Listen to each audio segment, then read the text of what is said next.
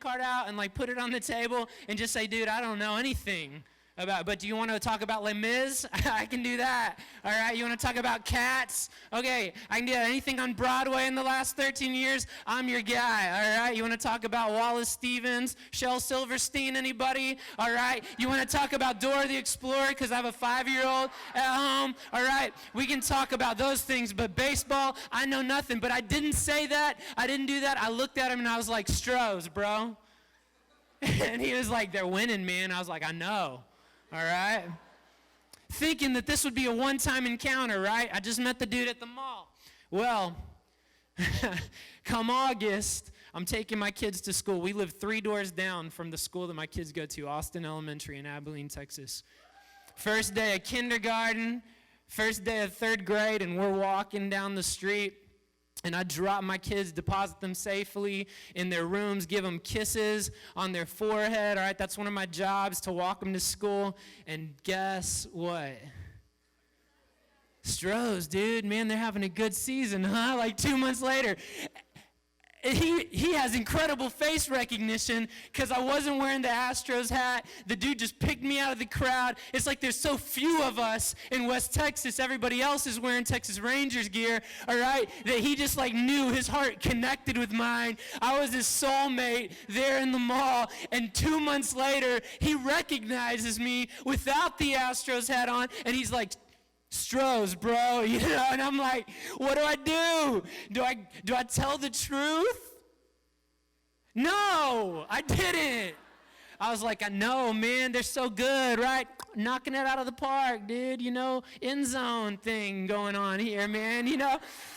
And man, like, awesome, I see this guy all the time. And like the Astros this year apparently almost make it to the World Series, all right? So I have a long time to like get my stuff together and learn about the Astros because he has his kids at the same school. But I don't take the time to do it because frankly I don't care, but I don't tell him that I'm not a true blue Astros fan.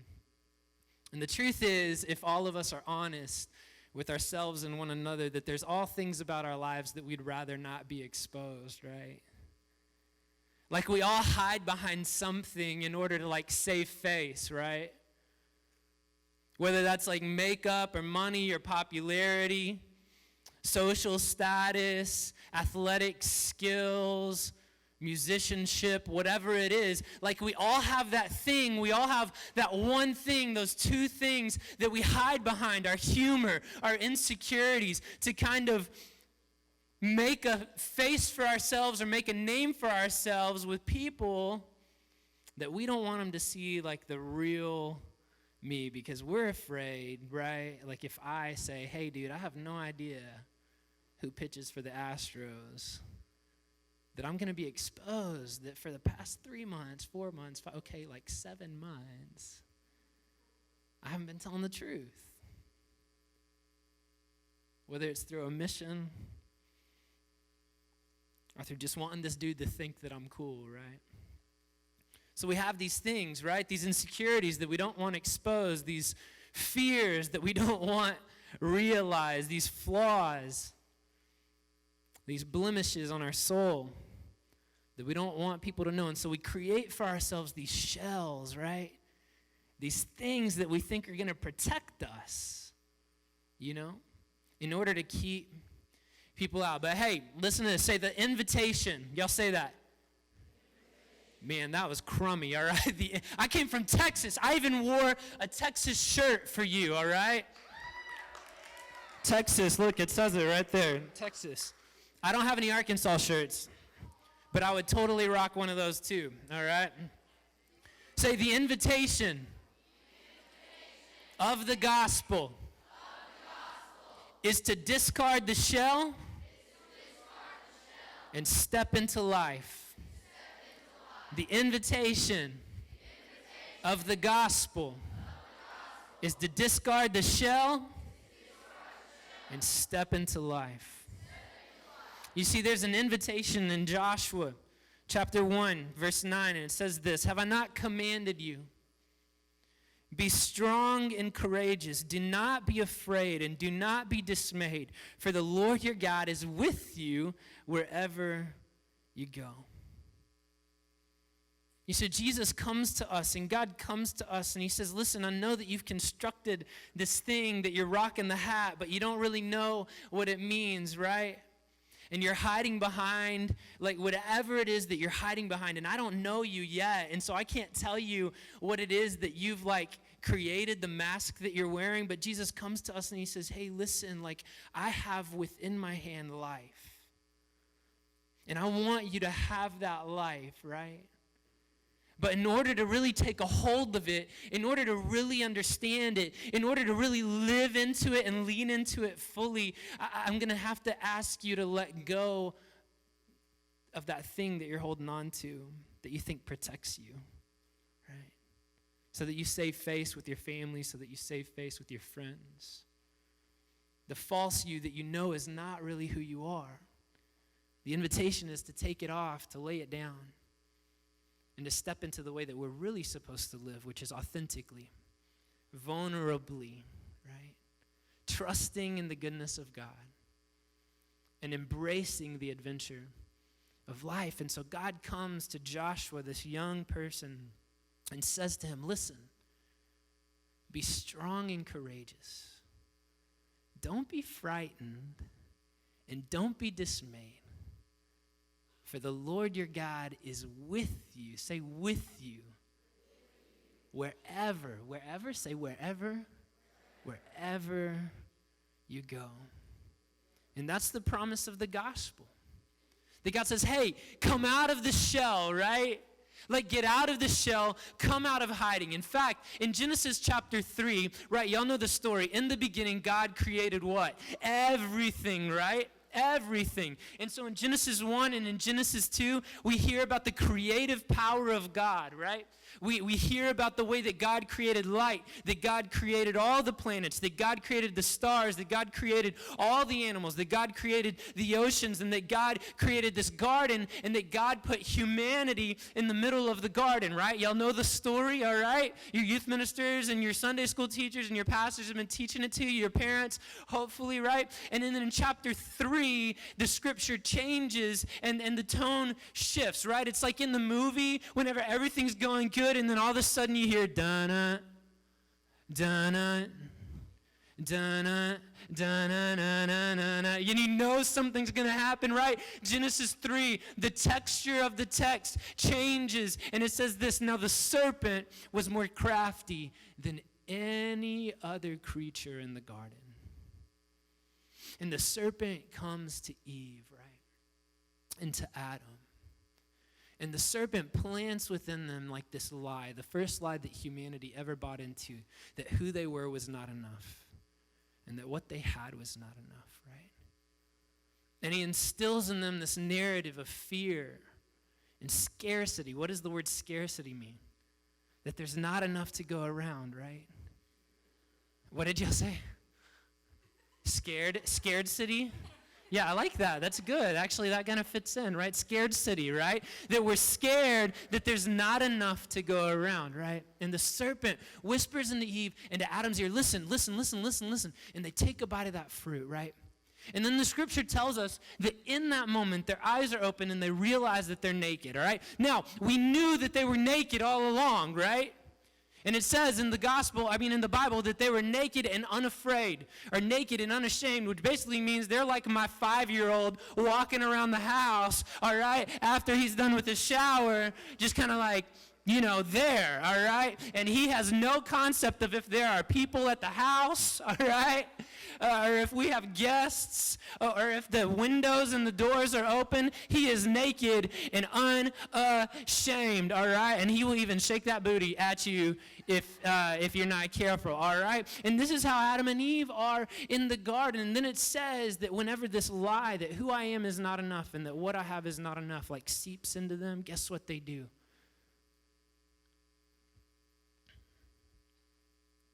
They cover it up. And they hide from God. And it says they heard the sound of God. Listen, listen, listen. Walking in the garden. and they hid from them. And so God is walking in the garden, and he says, Adam, Eve, where are you? He says, we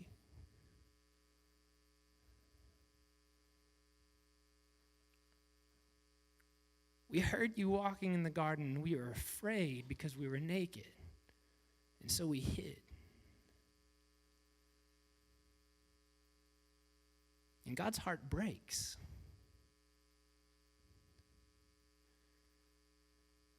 You're afraid of me?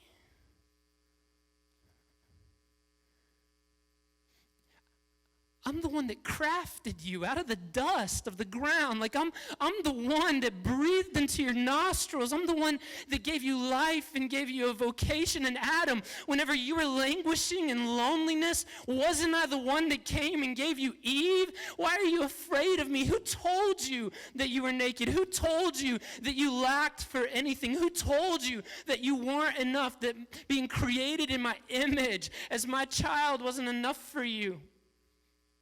And that the relationship that you have with me wasn't enough. Like, who told you this? And the heart of God broke for them. And he's been asking humanity ever since then, where are you? Like, come out of hiding. And the invitation this weekend for you and for me is whatever the Stroh's hat is that you're wearing, all right? Whether that's popularity, like I said, or money, or makeup, or status, or likes on your Instagram post, or retweets, or whatever it is, right? How many people follow your story on Snapchat? Whatever it is that makes you think that you're worth something, instead of being created in the image of God, creating your worth. The invitation this weekend is for us to take them off, right? To get out of the shells, right, Tao? And to move into a new way of living. Now, here are 3 words that I want us to repeat to one another for this whole weekend, all right? You ready? Number 1, vulnerability.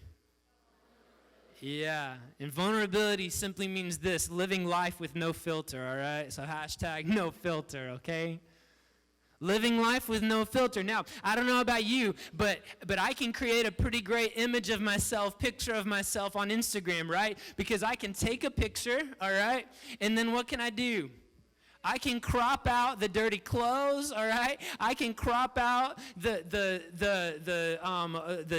dog hair everywhere. Like I can crop out the stuff in my car that is like the trash on the floor. Like I can crop out everything that I don't want you to see, all right? And create an image of myself that looks pretty good. But the invitation of God, all right? Be strong and courageous. Do not be afraid. Do not be dismayed. Where are you? Come out of hiding is this, to live a life of vulnerability, which means living a life with no filter, all right?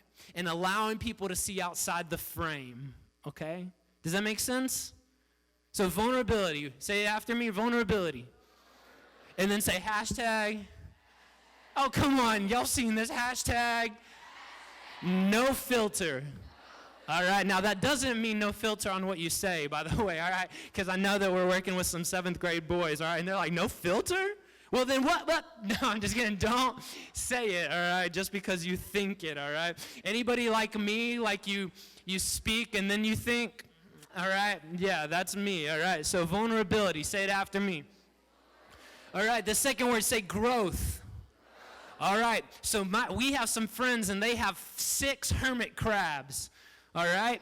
And when they go out of town, listen, I know that it's super late, all right? So we only have 1.5 more words to go, all right? Whenever they go out of town, Scotty and Steve, they allow me and my kids to take care of their hermit crabs, all right? And so we, tap on the glass and try to get them to, wake up and walk around because they're nocturnal. I don't know if you knew that or not. And you should wash your hands after you touch hermit crabs. I don't know if you knew that or not. So y'all are learning a lot this weekend, all right? Practical application, okay, Lauren? Practical application, all right? So we take care of these hermit crabs. Now, we learned something about hermit crabs, that there's always extra shells in any kind of hermit crab habitat. Did you know that?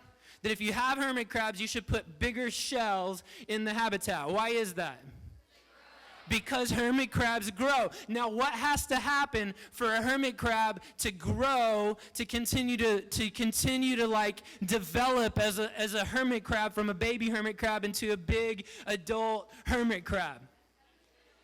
They have to get out of the shell. Listen, they have to get out of the shell in order to grow. You hear me? That if we want to grow spiritually, if we want to grow in our relationship with God, then we have to get out of the shell. And it may be scary to be exposed. It may be scary to be vulnerable, but we have this promise: be courageous and strong. Do not be afraid and be not dismayed, for the Lord your God is with you no matter where you go.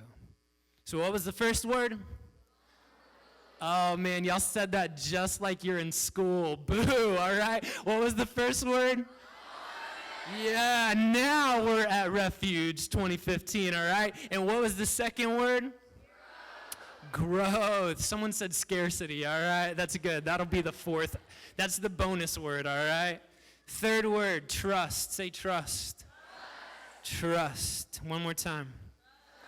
Trust. One more time. Trust. It's okay. Trust. 1 John, listen. 1 John 4:18 says this: that there is no fear in love, but perfect love casts out all fear. And so if you're afraid to be exposed, if you're afraid to take off the hat, if you're afraid to shed the story that kind of creates the image of who you want others to think you are, if you're afraid to get out of the shells that you've created that you think have protected you for so long, then just know that my prayer for you this weekend is that the perfect love of God would remove that fear from you, and that you would trust, that we together would learn how to trust in that love. What was word number 1? Yeah, what was word number 2? What was word number 3? Yeah. So we're gonna step out of the shells together this weekend. I want to invite Trent and Emily to come back up. And here's the challenge, all right? Listen. Here's the challenge for you and for me, all right? Life is loud. Okay. And I don't know, but as I was standing over here on the wall, and as we were singing that song, you know, beautiful things, like it gets to that refrain. It says, you make me new. You are making me new, right? Like I just kept seeing like all of us kind of stepping out of our shells, you know, into this place of vulnerability and growth and trust. And I just saw in my mind like God working on us and creating us and crafting us into the people that he's called us to be. And there were so many of us that were talking, right?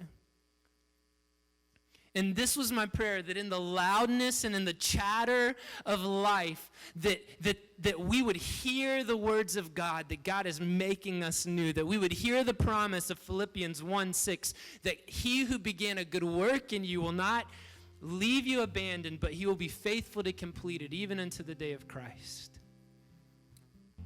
And so I wonder if this weekend we could kind of like allow God to quiet our hearts with his love so that we can hear that refrain that he is longing to make us new. In all of the fears and all of the flaws and all of the blemishes and all of the insecurities and all of the like pride and all of the failures and all of the things that we use to protect us from the world and from being hurt, but that are really hurting us, that we would allow the God who created the universe, that we would trust the God that created the stars in the sky and the sand on the beach and the very mountains that we are in this weekend, that we would trust in that God. That as we step out of these shells, that he would create in us, like the new beings that only God can create, right? And so I want to pray for you, and then we're going to sing just a little bit more, and then I think that we're going to get some instructions about what to do. God, we offer ourselves to you this weekend, God. God, so I pray for the kids that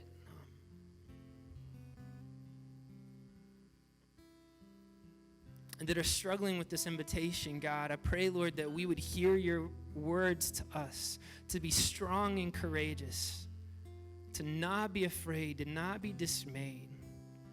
Because the promise is that you're with us, God, wherever we are. And so even if we feel like we're stepping out of hiding, or even if we feel like we're like taking off the hat that has defined us falsely for years,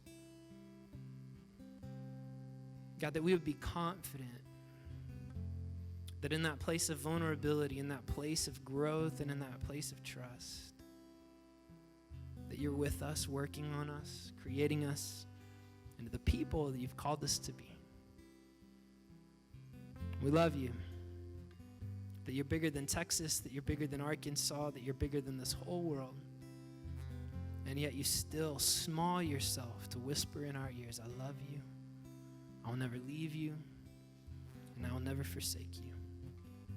Be strong, be courageous. Don't be afraid, for I am with you wherever you go.